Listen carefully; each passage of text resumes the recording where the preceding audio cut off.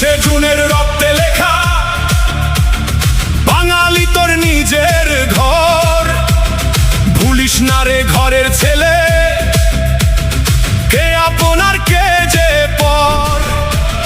যার তরে আজ স্বাধীন ভাবে বাঁচছে রে এই বাঙালি, তার চরণে শ্রদ্ধা জানাই, জেলে স্মৃতির প্রদীপ থালি।